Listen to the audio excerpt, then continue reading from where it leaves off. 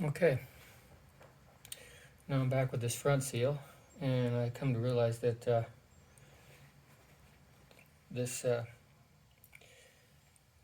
this rear output shaft seal is a lot larger, a little bit larger. But here's the part number, straight from Ford, and I've got it all cleaned out. And one thing I wanted to mention is when I did the wire wheel trick on this shaft, I then went back, with a rag and inside each of these grooves, pushed it in and dragged it out to get all the junk out of there, because for some reason there was quite a bit of junk on that shaft. So I'm gonna have to come up with something for this rear seal, and I've got a couple ideas, either using the old seal or just using a larger cup and being very careful how I do it. So just working the seal in.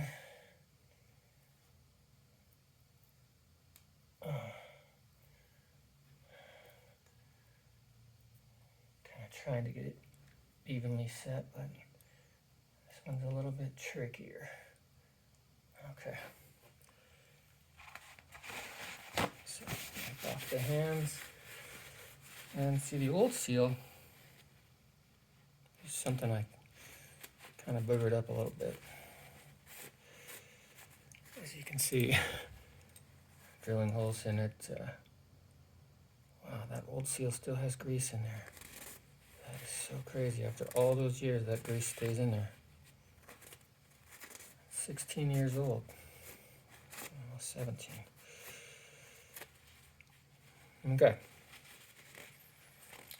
So this should work. I don't like the idea of that. Anyway, I guess I could just give it a little pinch. Make sure all those areas are down.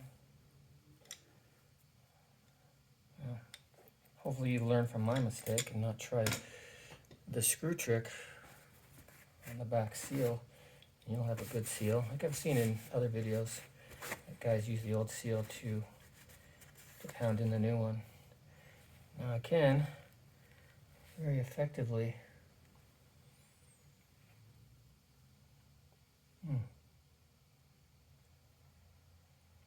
how would that be possible? Oh, it's damaged. It should fit. It should fit over that. And it doesn't. And that's because... What?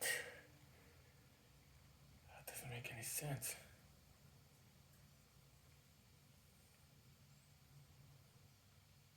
These seals are identical in size. It's just this outer boot.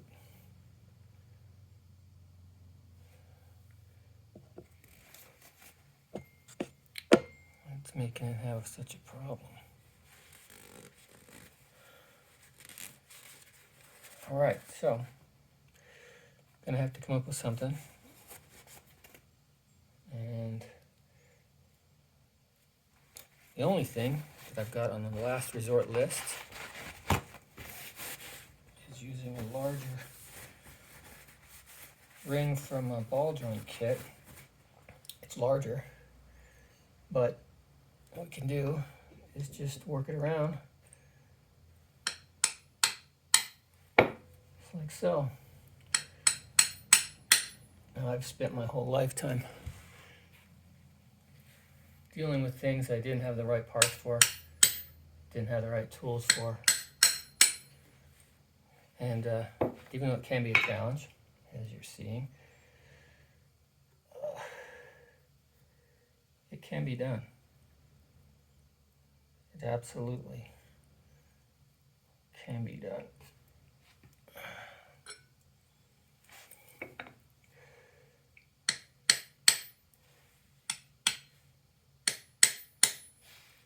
I know it can, I know it can, I know it can.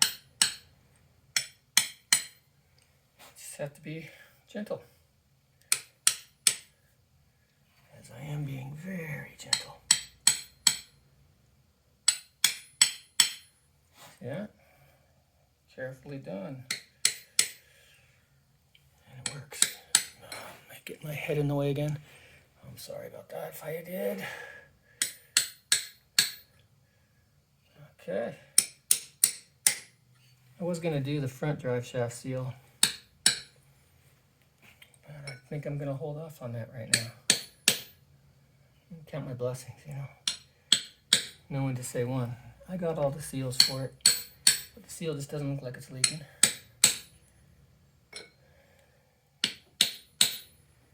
And it doesn't look like I have to pull the transfer case to get that seal out, but I'll need some kind of puller. No one's got a video on it yet. Well, that's one I'll have to figure out on my own, or I don't know. Figure it out, but this one is going in.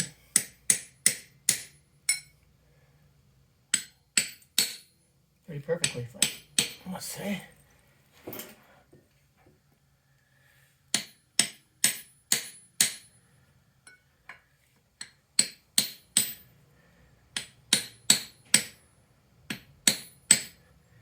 And then we're getting close to the case, so it's not going to let me go any further than the case. So if I want to go, you know, to the inside of the chamfer,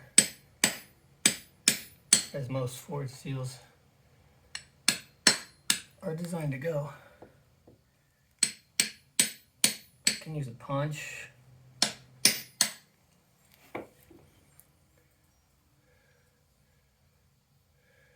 Or, yeah, I think a punch is probably the best way to go. So I'll be back.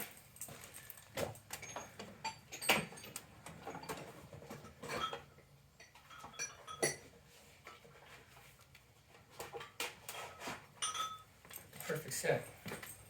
Harbor Freight comes through again. And that's going to be too big. All right, so I do need a smaller one. And this set has it all. So, good to go.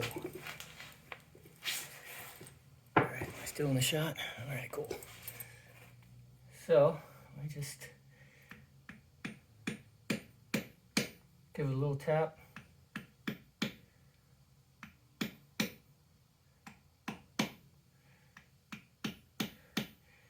And actually,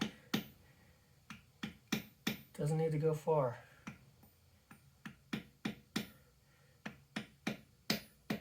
Just tapping it in every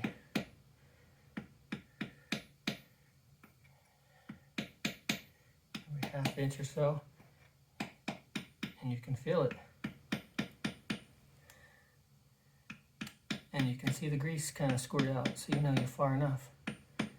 And it's only a little bit further, but you know, living in a pandemic, and I have the option of just jumping in the truck because the truck's apart. And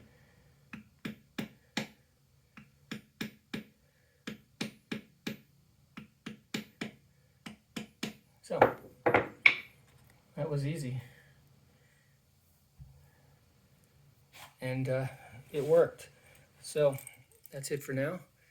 I'll be throwing this transfer case in pretty soon. If I can figure out a way to get it on video, I will. Otherwise, I won't bore you with the details. It's going to be a bear because I've only got a floor jack.